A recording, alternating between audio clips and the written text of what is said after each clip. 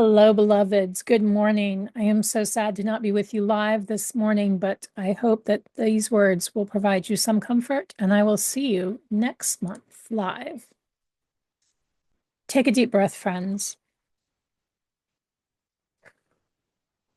Feel the seat underneath you. When was the last time you checked in with your body? Not just your fluttering heart and spinning mind as we are inundated with political ads, sometimes spewing fear and anxiety and hate, but your body, your heart, your soul. Breathe, friends. We are 2 days out from a day that many are saying will change the course of our country's history. And that's a lot. That's heavy. Set it down for a little bit while we're here. Give yourself permission to not worry for a bit. And I know that may be hard because there's so much on the line. Even my colleagues, we've been chatting for months now in our online spaces. What are you doing for November 3rd? How do we prepare our people? How do we give them hope when we may have run out of it ourselves? What happens if? And here's the thing I've said to a few colleagues lately. Yes, Tuesday is important. Yes, we continue to work to get out the vote so that everyone's voices can be heard. Yes, gather together that day to meditate and pray and center. Gather that night to watch if you must, or if your people need you to, and know that no matter what happens, the work continues. It just may be harder, so much harder, and it could be a little easier. But there's no button somewhere that someone will push and suddenly we'll all have justice and peace and equity in the world. There just isn't. It's not a very ministerial thing to say, I know, but I'm nothing if not a pragmatist. On November 9th, 2016, Valerie Kaur gave an address that went viral. Perhaps you heard it. She called it a Sikh prayer for peace. She said, "In our tears and agony, we hold our children close and confront the truth. The future is dark. But my faith dares me to ask, what if this darkness is not the darkness of the tomb, but the darkness of the womb? What if our America is not dead, but a country still waiting to be born?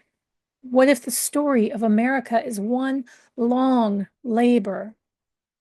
What if all the mothers who came before us, who survived genocide and occupation, slavery and Jim Crow, racism and xenophobia and Islamophobia, political oppression and sexual assault, are standing behind us now, whispering in our ear, you are brave? What if this is our great contraction before we birth a new future? Remember the wisdom of the midwife. Breathe, she says, then push. Now it is time to breathe, but soon it will be time to push. Soon it will be time to fight for those we love. Muslim father, Sikh son, trans daughter, indigenous brother, immigrant sister, white worker, the poor and forgotten, and the ones who cast their vote out of resentment and fear. Breathe, then push. Now is the time to breathe, to prepare, to think through our strategies as we wait with bated breath. And no matter what happens on Tuesday, we are not done. I'm sure you have thought through the various outcomes. I have as well. Some of them make my stomach hurt, my heart hurt, and my mind scream. Some of them give me hope, give me a chance to breathe and the strength to go on. And no matter what kind of future we are facing come Wednesday morning or later, we first need to breathe. Take a breath with me. Thinking about it may have had your shoulders coming up to your ears, your jaw tightening, your breathing getting shorter and shallower. Breathe, beloveds. Tuesday, we will breathe. Deep breaths as our country goes through contractions. Find what gets you grounded. Turn off the news, social media, etc. if you need to. I, for one, plan to limit my news consumption on Tuesday. We breathe Then we will need to push, because no matter what happens, we will have hearts and minds we need to reach out to. We will have beloveds who are hurting and operating out of a place of fear, no matter who they voted for. Our job, our calling as Unitarian Universalists is to center ourselves in love and use that as the lens through which we operate in the world. And then push and work hard for our values of justice, equity, transformation, pluralism, interdependence, and generosity. Here's the thing. This work, it's not individual work. Sure, there's internal work we each need to do to understand any privileges and ingrained biases that we learned growing up in our culture. That's always there. That work is always there. But this work to bring forth a world of peace and justice, we cannot do alone. It's just not sustainable. Think of a choir. The music, the notes are sustained not by each person giving their all. No, as people need to, they pause to breathe, knowing that the other singers are holding the notes until their turn to take a breath. And that's why we can't work alone. I invite you to hold that picture in the days, weeks, and months ahead. Take your time to breathe because it matters. It matters that we work together. If we continue the image that Valerie Kaur gives us, as a mother gives birth, the midwife, the supports around her remind her to breathe, to push, and that she is brave. We will need to remind each other, no matter what happens, that we need to breathe. We need to push. We need to rest. And we need to be brave. We are brave. Together, we can do work that we cannot do alone. Audre Lorde, in her commencement address at Oberlin College in May 1989, said this in the conclusion of her address. The white fathers have told us, I think, therefore I am, but the black mother within each one of us, the poet inside, whispers in our dreams, I feel, therefore I can be free. Learn to use what you feel to move you toward action. Change, personal and political, does not come about in a day nor a year, but it is in our day-to-day decisions, the way in which we testify with our lives to those things in which we say we believe that empower us. Your power is relative, but it is real. And if you do not learn to use it, it will be used against you and me and our children. Change did not begin with you and it will not end with you, but what you do with your life is an absolutely vital piece of that chain. The testimony of your daily living is the missing remnant in the fabric of our future. She continues, there are so many different parts to each of us, and there are so many of us. If we can envision the future we desire, we can work to bring it into being. We need all the different pieces of ourselves to be strong, as we need each other and each other's battles for empowerment. That surge of power you feel inside you now does not belong to me, nor to your parents, nor to your professors. That power lives inside of you. It is yours. You own it, and you will carry it out of this room. And whether you use it or whether you waste it, you are responsible for it. Good luck to you all. Together, in the conscious recognition of our differences, we can and we will. A luta continua. The struggle continues. Change did not begin with you and it will not end with you, but what you do with your life is an absolutely vital piece of that chain. What you do with your life is a piece of that chain, and together we are connected. All of us are called to do what we can, how we can, for as long as we can.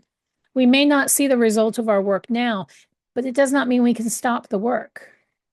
There's a quote from the Talmud that says, do not be daunted by the enormity of the world's grief.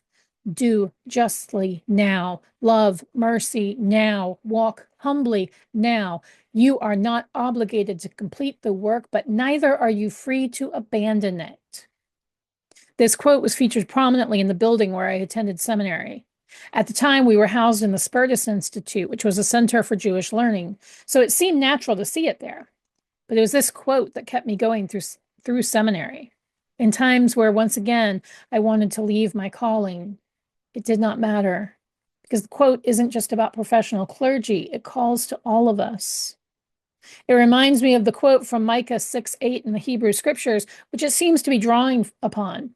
The entire verse says, "He has told you, O mortal, what is good. And what does the Lord require of you but to do justice and to love kindness and to walk humbly with your God?" Translate that verse as you need to take it in. But the world needs us to do justice. The world needs us to have mercy and kindness. The world needs us to be humble because we do not have all the answers. The Talmud reminds us that those things need to be done now, even if we won't complete the work, because we won't. We can't. The work is too big. The work requires too many of us. No single one of us can complete the work. You are not obligated to complete the work, but neither are you free to abandon it. All are called to breathe, to be brave, and to push. In the sermon for the Service of the Living Tradition at General Assembly in 2018, Reverend Dr. Sophia Betancourt said, "The thing is, I believe in our callings. Yes, many of us are called to professional religious leadership. We agree to be there in the difficult moments and in the successes and celebrations, and we promise to wrestle and show up even as our hearts are breaking. But we also promise to understand that every member and friend of a Unitarian Universalist community is also there by calling. We are called collectively to this great experiment in communal salvation. Whether we arrived in this faith by birth or by choice, our everyday expression of our values in the world matters. We are called collectively to this great experiment in communal salvation. That, my friends, is the universalist part of our denomination. All are saved because God, in however you see it or define it, is love. Love is the salvation. We are called to share that love, to use it as a lens in what we do. We are centered in that love. Author David Rico, in his book, The 5 Things We Cannot Change, says our universal calling as humans is to be the most loving people we can be. It is through that love that we can save the world, not in the butterfly pit of the stomach kind of love, not the kind of love that looks away when someone we care about is making a mistake, but the kind of love that is brave, the kind of love that says there is a better way, the kind of love that works to bring about the change we may never see. That love, I believe, can change the world. That love can bring people in who have been left out because of our ever-tightening circles. We draw the circle wider because we love, because we believe in love. And that love can say bravely and strongly, even when our voice shakes, that enough is enough, and we will stop treating people as second-class citizens because of the color of their skin, their place of birth, their gender, their ability, their financial standing, or who they love. That love, it stokes a fire in our bellies and gives us the strength to fight for what is right, not just for now, but for the future generations that will come behind us. It is that love that fuels our ability to breathe and then push. That love, that brave love, that love will help us save the world. That is the love that we are trying to birth. It is that love that will fuel the work. And that love, my friends, is found and stoked and revitalized when we come together in community to share our communal calling to the work, yes, but also to one another. Audre Lorde says, there are so many different parts to each of us, and there are so many of us. If we can envision the future we desire, we can work to bring it into being. We need all the different pieces of ourselves to be strong, and as we need each other and each other's battles for empowerment. We need all the different pieces of ourselves to be strong as we need each other and each other's battles for empowerment. Do not be daunted by the enormity of the world's grief. That grief is great. I feel it down into my bones most days, and I'm sure there are many of you who can relate to that. Breathe. You are not obligated to complete the work, but neither are you free to abandon it and push. We will not complete the work, my friends. The work will fall to the youth to complete. Very likely they will not be able to complete it either. But our job now is to do as much as we can. You are brave. We are all called to make this world a better place, to do justice, to love mercy, to move humbly through this world, to show love. Remember what Reverend Betancourt said. We are called collectively to this great experiment in communal salvation. As I close, I want to share with you the words of my colleague and beloved friend, Andrea Hawkins Camper. May we see all as it is, and may it all be as we see it. May we be the ones to make it as it should be. For if not us, who? And if not now, when? This is the answering cry of justice with the work of peace.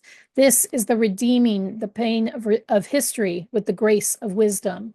This is the work we are called to do. And this is the call we answer now. To be the barrier and the bridge. To be the living embodiment of our principles. To be about the work of building the beloved community. To be a people of intention and a people of conscience. This is the work. We have all been called to do it. We are not expected to complete it, but we cannot abandon it. No matter what happens on Tuesday, may we join with one another to do the work needed to change the world. Breathe, beloveds. Breathe and remember you are brave. Breathe and remember you are not alone. Breathe and then push. Amen. Blessed be, and may it ever, ever be so. Thank you.